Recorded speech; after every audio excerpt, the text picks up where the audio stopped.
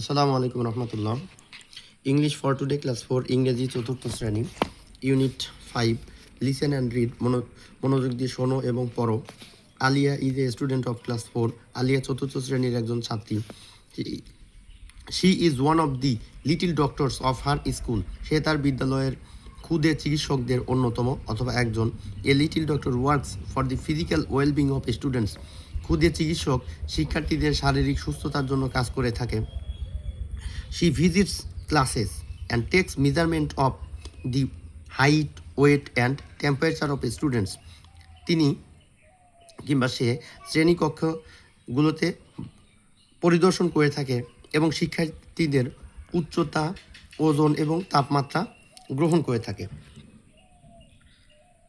She helps to distribute deworming tablets and vitamin capsules among the students. সে শিক্ষার্থীদের মধ্যে কৃমিনাশক tablet এবং vitamin ক্যাপসুলগুলোকে বিলি করতে সাহায্য করে থাকে। She suggest the students to take deworming tablets after a মিল।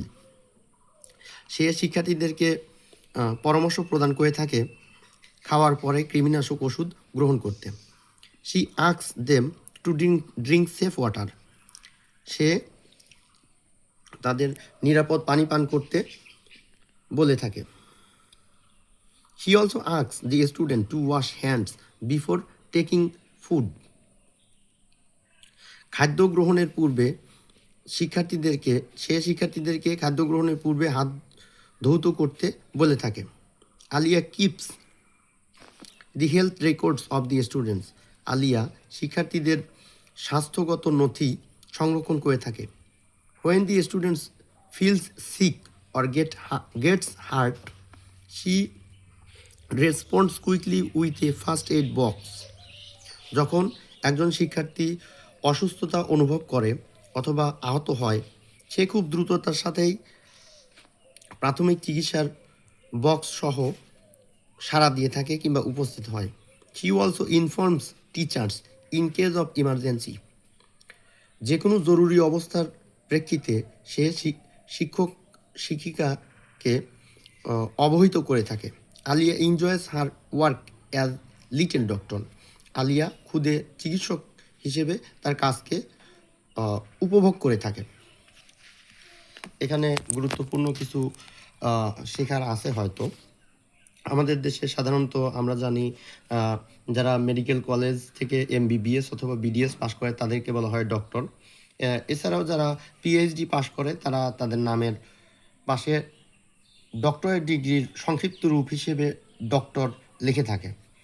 আমাদের দেশে কিছুদিন পরপরই দেখা যায় আন্দোলন হয়, ওই ম্যাথস থেকে যারা পড়াশোনা করে টেকনোলজিস্ট হিসেবে বের হয় তাদের বিরুদ্ধে MBBS শিক্ষার্থীরা কিংবা BDS শিক্ষার্থীরা অথবা MBBS পাশ করা রেজিস্টার্ড ফিজিশিয়ানরা ওই আন্দোলনে উৎসাহ দেয়, অনুপ্রেরণা দেয়, অনেক সময় অংশগ্রহণ করে থাকে।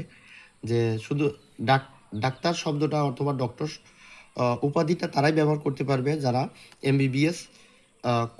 MBBS অথবা BDS ডিগ্রিধারী। এখন প্রশ্ন হলো ম্যাথস থেকে পড়াশোনা করার পরে তাদের টেকনোলজিস্ট লিখতে পারবে, কিন্তু ডাক্তার অথবা ডক্টর উপাধি ব্যবহার করতে পারবে না।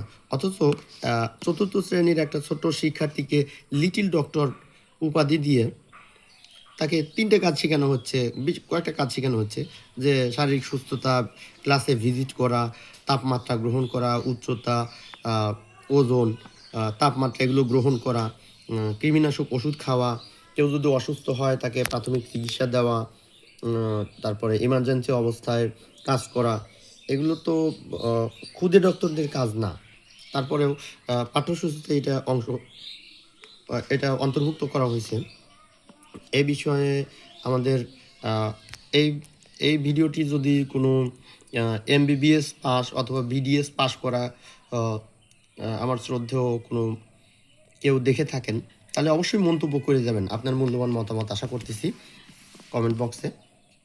আর এখানে ক্ষুদে চিকিৎসক, ক্ষুদে ডাক্তার এগুলোর কি আসলেও প্রয়োজন আছে কি না, এগুলো কতটা যুক্তিসঙ্গত আমাদের দেশের প্রেক্ষাপটে, অথবা এই ক্ষুদে ডক্টর কিংবা ক্ষুদে চিকিৎসকের সাথে আমাদের দেশের registered physician MBBS BDS pass করা ডাক্তারেরা যে আন্দোলন করে থাকেন সেটার সাথে সাংঘর্ষিক কিনা এ সকল বিষয়ে আপনার মতামত জানান কমেন্ট বক্সে। এখন আমরা এখানকার মূল গুরুত্বপূর্ণ কিছু ইংরেজি শব্দ শিখব। যদিও আমি অনেকটাই নিশ্চিত যে পশ্চিমা সভ্যতা পতনের সাথে সাথে এই শিক্ষা আমাদের কোনো কাজেই আসবে না, ইনশাআল্লাহ কোনো কাজে আসবে না। তারপরেও শিখি, চলেন শুরু করি। লিসেন মনোযোগ দিয়ে শোনা, অ্যান্ড এবং রিড পড়া। স্টুডেন্ট শিক্ষার্থী, ক্লাস 4 চতুর্থ শ্রেণী।